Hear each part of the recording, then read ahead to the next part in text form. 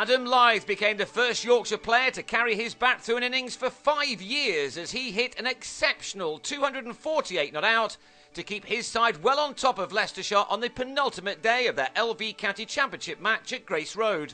Lyth began the third day on a career best 159 out of his side's 336 for 5, which already gave them a lead of 16.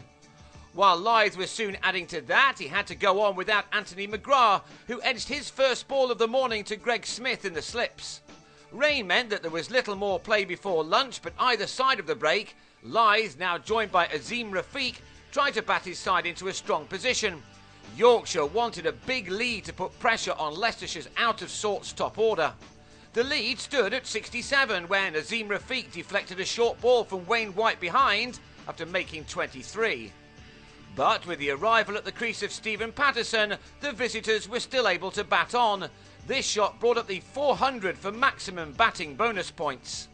All eyes now turned to Lyth to see if he could now match his opening partner Joe Root, who hit a double ton against Hampshire only a fortnight ago. This drive through extra cover took him to 199. And his heart, no doubt, was nearly pumping out of his chest as he pulled Nathan Butt to the boundary for his 24th four to get to 200 off 361 balls. He'd been batting for 15 minutes short of 8 hours, and it had been an innings which mixed attack with some very solid defence when needed.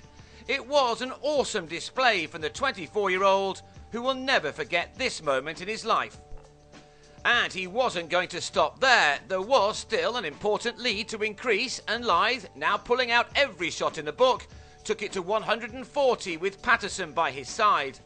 Patterson was out for 28 after putting on 73 with Lyth. He left with the total now on 460 for 8. It was now time for Lyth to have a go, and have a go he did in taking 14 off an over from Buck. That 6 was followed by a couple more 4s. It really didn't matter where Buck put the ball now. Lyth was seeing it as if it was the size of a planet. His innings wouldn't have felt out of place if he'd been asked to be in Stratford on Friday night. Claude Henderson deserved some wickets at the end of the innings. He had Steve Harmison leg before for a duck. But before he could finish the innings off, Lyth hammered Matthew Hoggard into the stands to move on to 248. He was denied his 250 by Henderson, who had Moeen Ashraf stumped. Lyth carried his bat and left with the highest score by a Yorkshire player since Darren Lehman's 339 6 years ago. It was, put simply, a brilliant effort. Thanks to him, Yorkshire had made 486, and that gave them a first innings lead of 166, certainly a good enough one to cause Leicestershire's batsmen some concern. They, of course, were not going to be seeing the cricket ball quite as easily as Lyth had, although Smith and Michael Thornley did knock off 43 runs of the deficit as the rain clouds approached once again. And just before they went off for rain, Smith gifted McGrath a wicket by padding up to a straight ball, the bowler's first.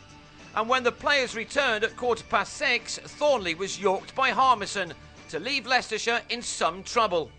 There wasn't time for much more cricket, and Leicestershire closed minutes later on 57 for 2, which means that they'll go into the last day trailing by 109 runs, with 8 of their second innings wickets still intact.